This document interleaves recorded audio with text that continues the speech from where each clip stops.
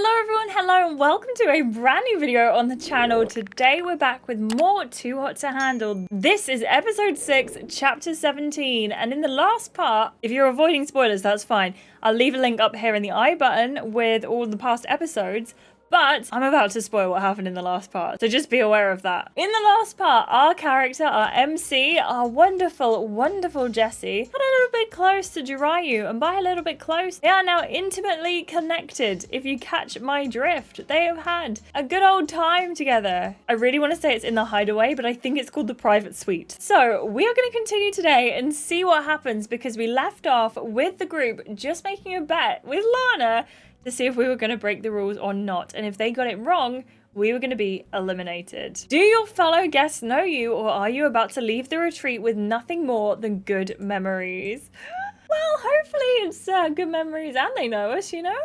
Again, this artwork of Giselle, so beautiful. Okay, here we go, friends. Your heart plummets into your stomach at Julian's announcement. What do you mean Lana would eliminate us? She seemed pissed off too. She's trying to make an example out of you. But hey, no worries. I'm sure we made the right decision. If we get sent home because we gave in to our desires one single time, I'll be really upset. Julian's eyes widen. Are you saying you broke the rules last night? Jiraiya confirms it and jaws are on the floor. Oh no. Wait, are you saying you trusted us? You fling your arms out to the side. Why the hell would you trust me? I've already spent $17,000. Julian grimaces. We thought you'd try to redeem yourself. Wait, are we actually going home? You flop down on one of the couches and put your head in your hands. I can't believe this is it. The retreat is coming to an end right before your very eyes. Poppy pouts in your direction. We were just getting to know each other, Jessie. Giselle covers her mouth, devastated. Sean doesn't seem concerned and Avi won't look at you. Jiraiya whispers a soft, heartbroken apology in your ear. You eye Lana, who's perched on the coffee table. Maybe if I beg. Just as you're about to get on your knees, someone snorts. Giselle still covers her mouth, but she's now laughing loudly. Your jaw goes slack. Why are you laughing? We're about to be kicked out. The rest of the contestants can't keep their faces straight and dissolve into laughter. Why are you... Oh, was this whole thing a prank? Giselle lets out a loud snort, confirming your suspicions. We got the idea from previous seasons of the show. You know how Lana sometimes makes a deal with people who aren't in the suites? That's what inspired us. Hope that's okay, Jessie. It's true, you're not going anywhere. Sean looks almost disappointed, but your mind is already reeling with the news. They were just toying with me. I'm gonna laugh it off. I feel like that's the good thing to do here. You laugh it off, feeling equal parts amused and relieved. And we've just unlocked an achievement. Even Jiraiya chuckles alongside you. You're all terrible. Yes, but you love us. I do. Before you can say anything else, Lana lights up. Good morning, contestants. Morning, Lana. Jessie and Jiraiya. Last night, I gave you the opportunity to prove your connection to your fellow contestants without giving in to your physical needs. I can now reveal to you that your heart pounds like a drum. You have broken the rules. Well, hopefully not too many. As the thrill of their prank dissipates, an undercurrent of tension grows at the realization that you have spent money. Gigi looks disappointed. Avi won't even look in your direction, and Sean seems almost jealous. Jiraiya supports you with a hand on your thigh. Sorry, everyone. We got carried away. Your rule break has cost the group $10,000. Ooh, and we have the half price, so I feel like it's fine. What? Wait, how? Does it matter? No! The disappointment in the cabana doubles. When you said you broke the rules, I expected a kiss or something?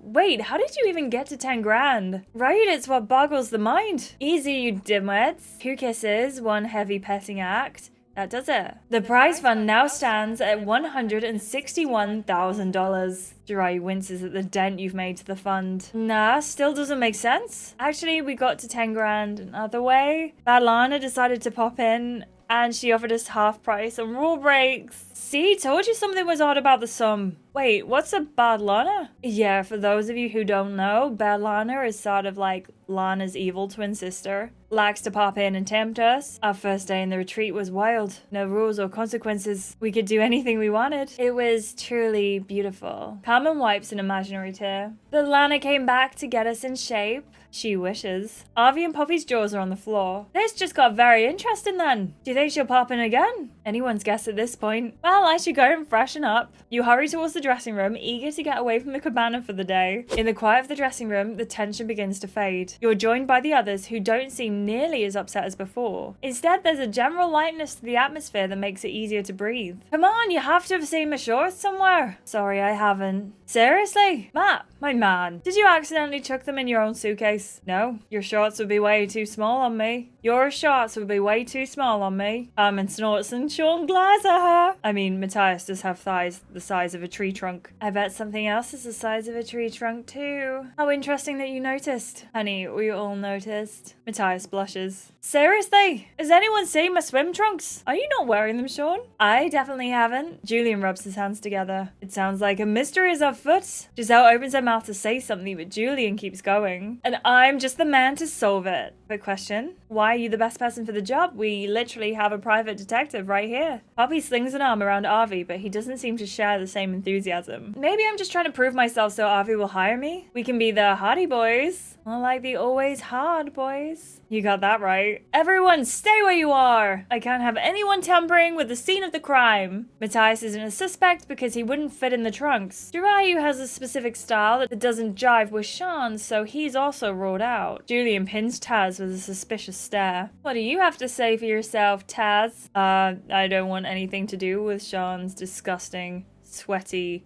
swimsuit. Oi! That's an excellent point. Back to square one. Julian turns to Bear, who sits and cocks his head at him. Did you eat them, boy? Off? Spoken like the goodest of boys. Bear chuffs happily. I think Bear finds you funny. Oh, but this is not the time for comedy. I'm a detective now, and something tells me that Jesse is being suspiciously quiet. He slowly turns to you. I'm going to entertain him. So what have you got to say for yourself? You rub your chin and then force out a malicious laugh. You'll never get anything out of me, detective. Do what you must. I will never say a word. You smirk at Julian and he feigns a gasp. My, I think we've got our number one suspect, everyone. Now tell me, who's paying you to keep quiet? Avi suddenly gets to his feet. All right, Sean, when did you last have these shorts on? 2 days ago. Giselle and I spent the day at the beach. Did you get caught in the rain? Yep, we had to make a mad dash for the cabana. Tell them what you did, Sean grumbles. I fell in the sand while we were running, okay? I got everywhere, all over all the beds. 1 minute. Avi disappears into the small area connected to the dressing room. When he returns, he's got the swim trunks dangling from a finger. Are these the ones, yeah? Sean's eyes light up. They are. How did you know? I read about the contestants last season giving out about the sand. To sort it out, they've got a vacuum to suction sand from clothes in the villa now. It's grand, it really does the job. As his jaw drops. That's what that thing is. Yeah, what's that about? I keep trying to dry my hands with it. Julian pouts. Well, of course the real private investigator could figure it out. I was close though. You're completely off the mark. Now, if you lot will excuse me. Sean disappears into the bathroom to change. I think we all should celebrate by having a pool day. An excuse to lounge around. See, senorita. Count me in. Everyone excitedly begins getting ready and heading out. Except for you. Well, that occasion requires a nice outfit if I do say so myself. You peruse your swimwear options. Okay, so we've got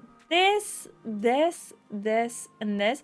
Hair is really going all out today. I kind of think this could be a fun look though. So I think this is the look we're gonna go for. Now I have just noticed, I think the swimsuit looks quite lingerie-esque, but these are the other options, which again, I do really, really like. But I just think this one, after our night with Jirayu, I feel like it's a little bit different. So I think we're gonna go for this and the hair and the makeup as well. You examine yourself in the mirror, looking for the right way to adjust your swimsuit. Maybe someone can help me? Oh, I don't want to ask Poppy. I don't like Poppy very much. Maybe some Matias action. Before Matias can leave with the rest of the group, you call him over. Matias, can you come here for a second? Immediately, he makes his way to your side. How can I help? Do I look okay? I'm still not convinced this is the swimsuit for me. Matias looks personally offended by the notion. Every swimsuit is for you, Jesse. In fact, I bet you can make Sean's trunks look fashionable. Now that's a high compliment. Despite the silliness, you feel a lot better about your choice. I'll be honest, Jesse. He smiles shyly. I'm surprised you wanted my opinion instead of Jiraiya's. You've been spending a lot of time together after all. You shrug it off. And now I want to spend time with you. Is that so wrong? Immediately, Matias shakes his head. Not at all. In fact, it's exactly what I prefer. I was just surprised. Sunlight streams in through a nearby window, warming Matias' skin. His eyes squint against the brightness. Bet it's hotter than a 4th of July barbecue out there. You grin at the comparison. Is that your favorite holiday? Somehow I can imagine you lounging in a pool in football print swim shorts shots. You say that as thoughts of a half-naked Matias float around in your mind and he snorts. Actually, I prefer Thanksgiving. I love spending part of my day playing football with my boys. Then I get to go home and enjoy a big meal that my granny cooks. He winks. And naturally, I provide all the homemade desserts. That's so cute. My favorite holiday is, I like Halloween.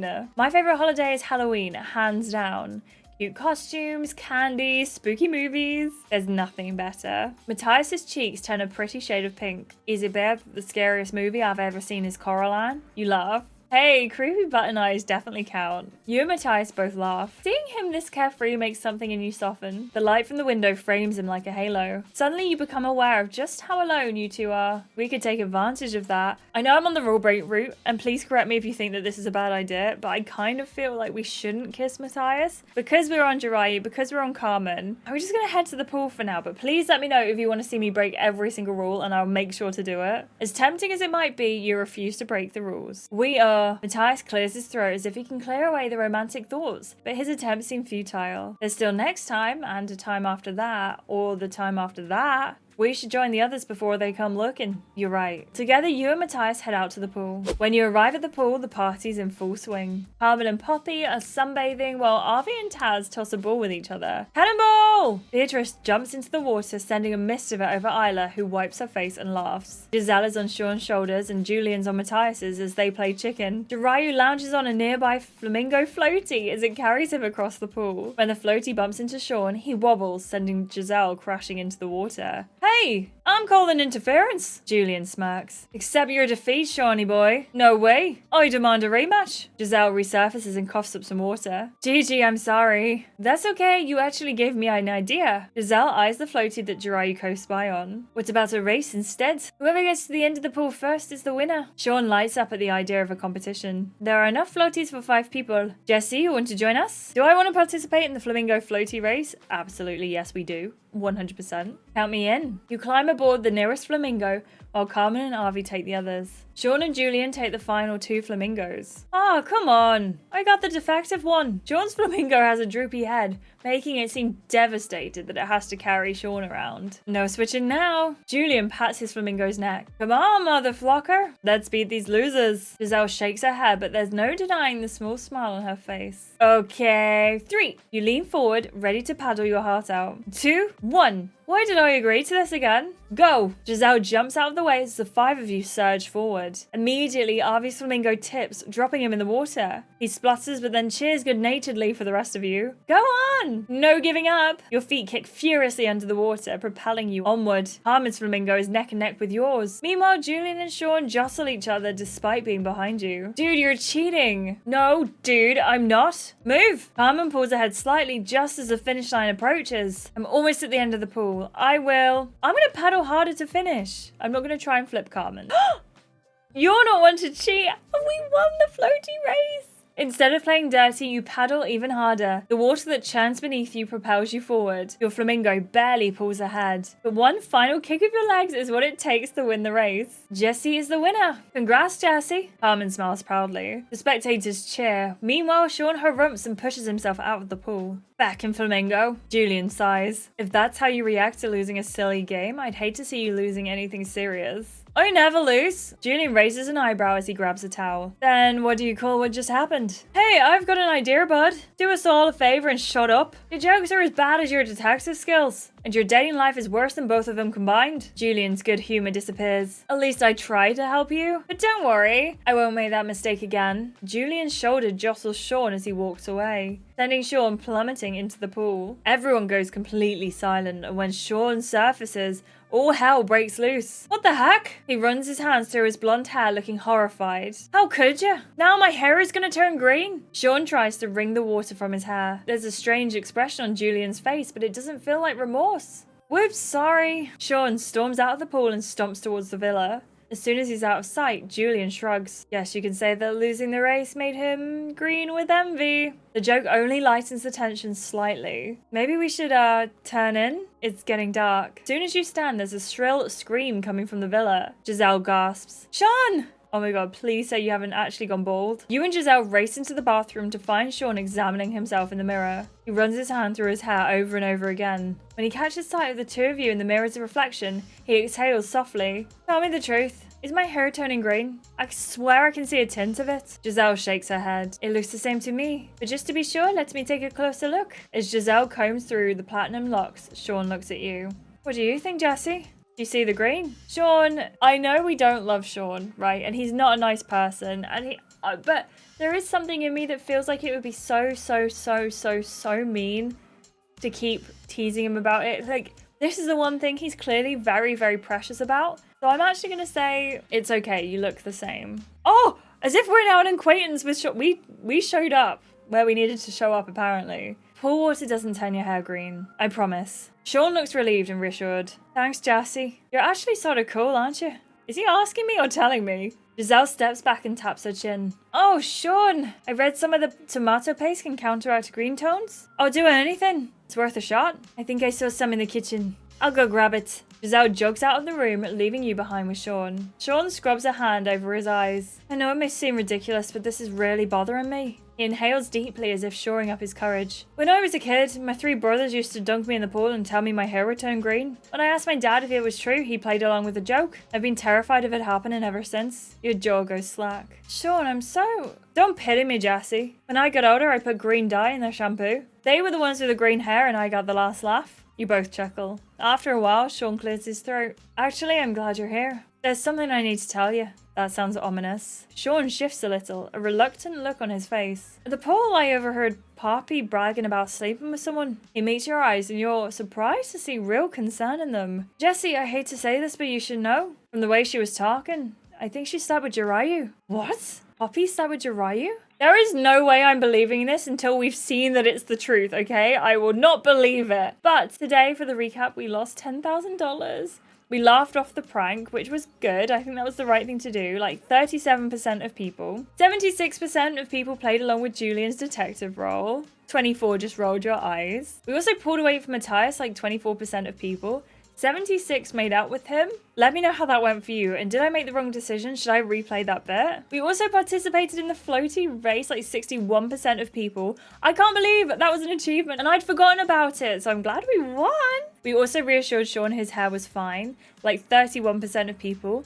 31% of people also told him he was overreacting and 38 made fun of Sean. Please let me know how Sean took the making fun of him because I'd love to know, but I just didn't have the courage to do it. Thank you so much for watching this part. I hope you enjoyed it, and if you did, please give this video a like, subscribe to see more, and turn on your notifications so you know every single time I upload a video. I really appreciate all of you so much for watching, and thank you again to our wonderful channel members who are just fantastic, and I just appreciate you so much. Without you, this channel would not be what it is. So thank you for all of your help and support in keeping it running. I also hope you enjoyed getting these videos before anyone else. Thank you so much for watching. I really appreciate you, and I will see you in the next video. Goodbye.